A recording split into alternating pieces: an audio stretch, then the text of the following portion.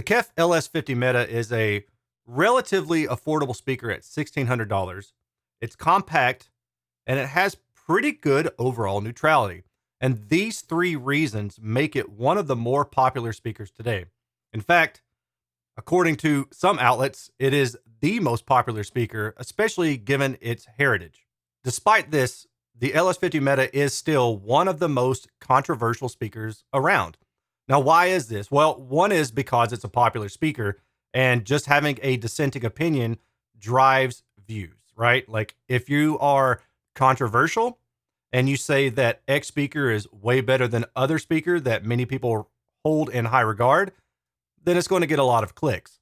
I don't consider that a legitimate reason for not liking a speaker, but I do consider other reasons legitimate for not liking the LS50 Meta.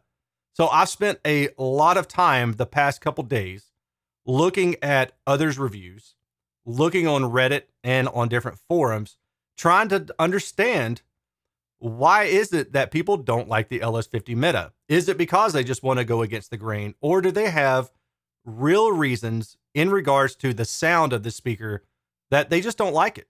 So with that said, I'm going to dive into this. Now, I want to caution you all to understand that this isn't a review of the LS50 Meta. This is a comparison to other speakers to help us understand why you may or may not like this particular speaker. And my goal isn't to sell you on anything. My goal is to really help you have a better understanding of what it is that you like and what it is that you don't like. But more importantly, why? Why don't you like the LS50 Meta? Why do you like another speaker more? And is there something about that that may be causing you to be biased against what is pretty regularly considered a great speaker?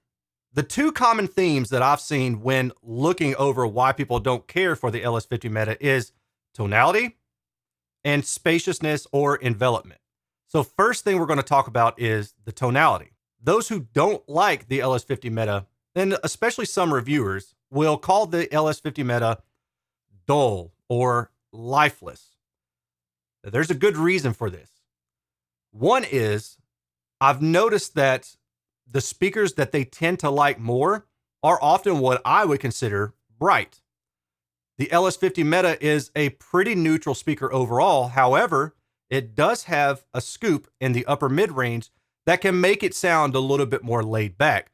So if you're coming from a speaker that has a boosted high frequency and maybe a little bit more linear upper mid-range, you're going to have a little bit more attack. You're going to have the sense of more dynamicism. You're going to have the sense of more detail from the other speaker. That doesn't necessarily mean that the other speaker is accurate, and it doesn't necessarily mean that the LS50 is more accurate. Like all things, speakers are a trade-off. There's always going to be an aspect about a speaker that could be improved, but usually that's going to come with more money or bigger speaker. Having now reviewed about 250, maybe even more speakers at this point, I can safely say that when someone considers a speaker dull or lifeless, they are used to hearing a speaker that has boosted high frequency. Now, personally speaking, I don't like a speaker that has boosted high frequency. Ultimately, that winds up grating on my ears and it causes me listener fatigue. And I just don't enjoy a speaker that has boosted high frequency. The other aspect that I run into is that when a speaker has a scoop in the upper mid range, it can sound a little bit laid back, which is kind of why I said what I said a minute ago about the LS50 sounding a bit laid back. Now, in my looking over the various speakers that other people have said that they do like, I've consolidated a list of speakers that I have measured, that I have reviewed, that I have data for, and have a pretty good understanding of how they sound because I've listened to them myself. So what I'm going to do is provide you with some actual sound clips approximating what you will hear for each of these speakers compared to the original recording. So we're going to go original speaker, original speaker. So from the list of speakers that I've decided to choose on, and honestly, the only reason I chose these is because they're in the similar ballpark to the LS50 Meta in terms of price and size, but they are also referenced by others in Reddit and forum groups as well. We're going to talk about the LS50 Meta, which retails for about $1,600 per pair, the Klipsch RP600M2, which retails for about $650 per pair, the ELAC DBR62, which retails for $700 per pair, the Sonos Faber Lumina 2, which retails for $1,300 per pair, the Martin Logan Motion XT B100, which retails for $1,600 per pair, and the KEF R3 Meta, which retails for about $2,200 per pair. I want to start first with the sound examples, okay? And then once I get through that, we're going to talk about the data and show you how the data actually does align with what you're going to hear in the room in most every case. Now, I want to make sure that I say these sound examples are not a replacement for listening to the speaker in your room. Again, they're just an approximation of the overall tonal character of these speakers. What I really want you to pay attention to is the difference from the original to the speaker example I'm going to give you. The more different the track is as you switch to a speaker, the less accurate it is to the original recording. So just keep that in mind. You're listening for the difference. You're not listening for this sounds better on my system because it's a recording of a recording in a room of a room and all that crap. You're just listening for the difference. The further the speaker is different from the original recording, the less accurate it is, okay? If you have any questions, ask me in the comment section below, but I hope that that sums it up pretty well.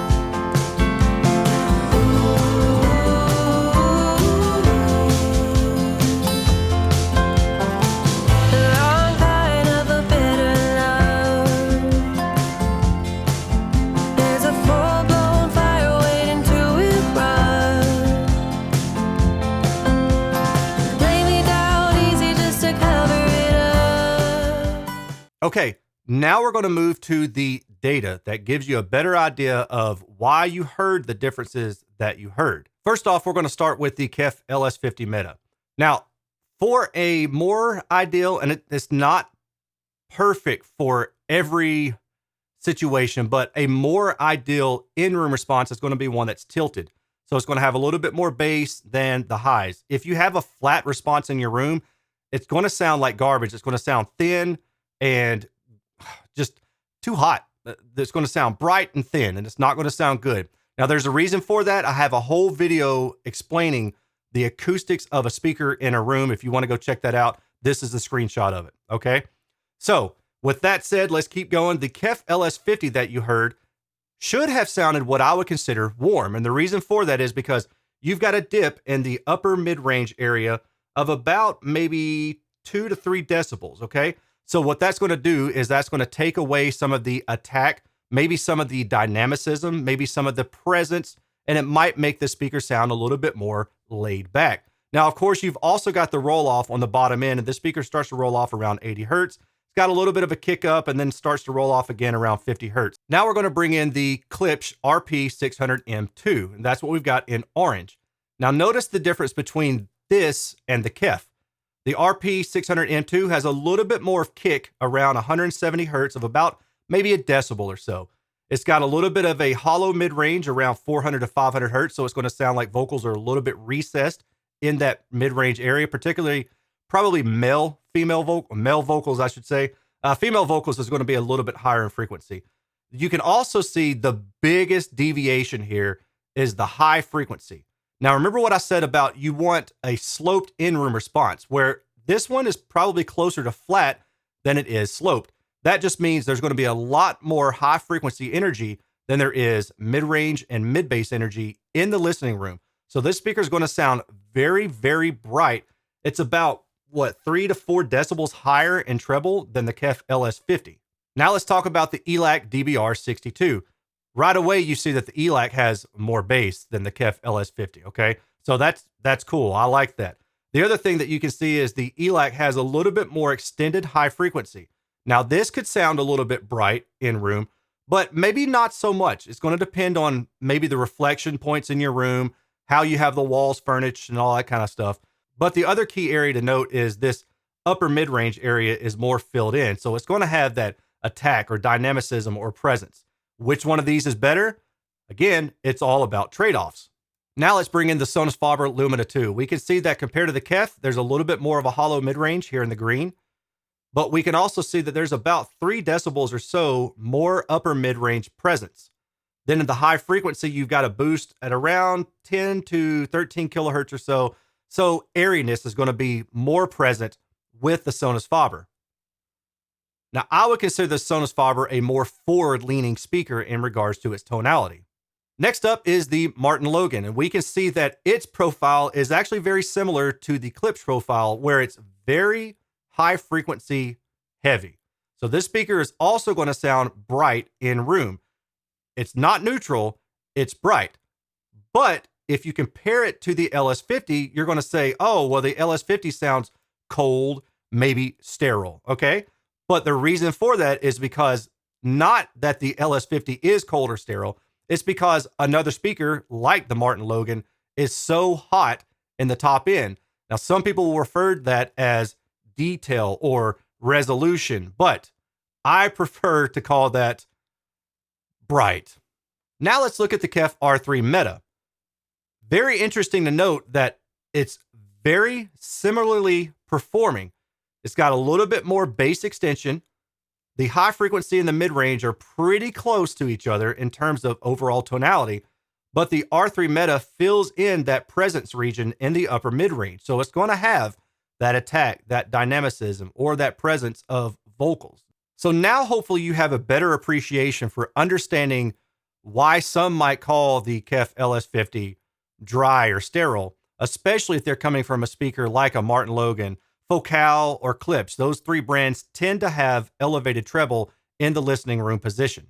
The second reason some don't like the LS50 is the envelopment. They say it just doesn't have the sense of envelopment that other speakers have. So we're going to talk about that as well.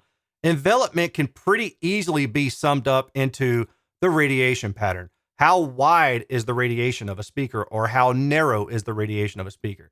Now, these 2 factors can easily be measured, and I provide all this data in all of my reviews, but I think a lot of people don't quite understand the importance of it and how it relates to soundstage. So I'm going to provide you with some graphical examples of the wide radiation pattern versus a narrow radiation pattern for some of these different speakers. And then this will help explain why some speakers sound bigger and other speakers maybe sound a little bit more small. Now, what is the right response?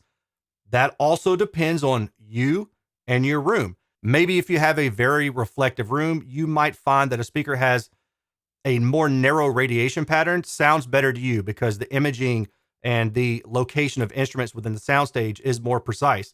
Versus if you have a very reflective room and you've got a very wide radiating speaker, then there's going to be a lot more reflections, and it can make the soundstage imaging sound more diffuse. These are all trade-offs, and it really, again, depends on your room and what you're after. But you can use the data to help you make a good, educated decision on what speaker makes the most sense for you. Let's start with the LS50. What we see here is typical of KEF coaxial designs, where they radiate about plus or minus 50 degrees or 100 degrees hemispherical for the mid to higher frequency area. The area we're going to pay attention to is this red color right here, the -6 decibel point. So this basically just means that the sound has fallen off by 6 decibels. I like to use that as kind of my standard go-to to understand the radiation width and the pattern of a speaker. We can see that this speaker radiates at about plus or minus maybe 70 degrees around 1 kilohertz, and it narrows up to about maybe plus or minus 50 degrees. It tends to keep through the upper mid-range and treble this plus or minus 50 degree profile right here. Personally, I would call this on the narrower side of things. You're going to see some other speakers that have wider radiation, but this is not the most narrow.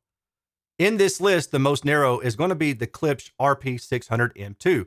We can see that this one is about the same width as the KEF LS50 in this mid-range area around like 1 kilohertz, but it narrows up much more quickly and probably overall, I'd say about maybe plus or minus 40 degrees, whereas the KEF LS50 is more broad even through the higher frequencies. Next up would be the ELAC DBR62. So what I've done here is I've drawn a couple different things. The ELAC is more wide at about plus or minus 70 degrees, so 140 degrees hemispherical. That means there's a lot more room interaction and direct sound, at least up through about maybe 4 kilohertz or so, and that's where the tweeter starts to narrow. So the mid-range sounds wide, but the high frequencies start to narrow up. This is typical of a dome tweeter on a flat baffle or maybe a slightly wave-guided dome tweeter. Next up is the Sonus Faber. Now the Sonus Faber radiates even more wide than the ELAC does at about plus or minus 80 degrees, but when it hits the high frequency treble area, it starts to narrow up more quickly than the ELAC. This is going to have a huge expansive soundstage in the mid-range, but maybe cymbals and stuff like that is going to sound a little bit more closed in. Looking at the Martin Logan, we can see that it's more narrow in the mid-range, but wider in the high frequency, but also narrowing. The sound that's going off axis from the speaker is pretty much the same for all frequencies for most angles, but then you get up to about 4 kilohertz, 5 kilohertz or so, the tweeter comes into play. There's a broadening of that high frequency area all of a sudden. So now at 4 to 5 kilohertz, the sibilant region, you've got more energy being thrown out to the walls than you do for the lower frequencies. And then finally, the KEF R3 Meta. This is a good example of well-controlled directivity, well-controlled horizontal response at about plus or minus 50 to 60 degrees from the mid-range all the way to the high frequency. Now, while this is what many would consider state-of-the-art directivity control or on-axis versus off-axis, direct sound versus reflected sound control, you may find that you like a speaker that has broader radiation. Maybe that Sonus Faber at 80 degrees through the mid-range just really tickles your fancy because it sounds so huge. But you got to keep in mind that it narrows in the higher frequency. Is that a trade-off you're willing to accept in terms of overall envelopment? Maybe. But hopefully this data gives you a better idea and a better appreciation for how speakers radiate and why the LS50 Meta may sound not quite as enveloping as other speakers. And that does it for this video. If you stayed this long, congratulations, you're dedicated. I hope truly that you've learned something and that maybe you have a better appreciation again for how speakers behave differently. Now, one thing I didn't touch on in this video, but I will real fast, is you'll see some people say that two speakers that measure the same may still sound different. Well, let me go ahead and debunk that right now. You will never have two speakers that measure exactly the same and sound different. The problem is that you may have two speakers that measure exactly the same at one axis, maybe pointing directly at you. But if you have enough measurements and you can understand what's going off to the speaker on the side, to the side walls, reflections and things of that nature, then you'll understand that if you have speakers that measure the exact same all the way around it, above and below it, then it's going to sound the exact same. The problem is that most cynics of measurements don't understand that there are different measurement points in space that you need to evaluate. It's not just when the speaker's pointed directly at you or the microphone. It's everything that goes out into the room. All of those things matter. That's direct versus reflected sound. That's what gives you that broad sense of space in a soundstage, among other things, but maybe that's a separate video later. So for now, I hope that that makes sense. If you have any questions, comments, or concerns, leave them in the comment section below. I want to reiterate that the sound examples are approximations. They are not the be-all, end-all. You will need to listen to speakers in your listening environment to help you make the best decision for you. But the data is one step further toward getting what you really want out of your system. If you can understand the data and you can make direct comparisons, hey, this speaker gets lower than this other one. This one has lifted treble. This one has recessed mid-range. Things of that nature, then you won't have to spend so much damn time, money, and energy buying all the latest and greatest speakers that everybody rants and raves about. And you can just focus on maybe 2 or 3, order them from your dealer or an online source, try them out in your room, and send the other ones back. Okay? All right. I will talk to y'all later. Take care.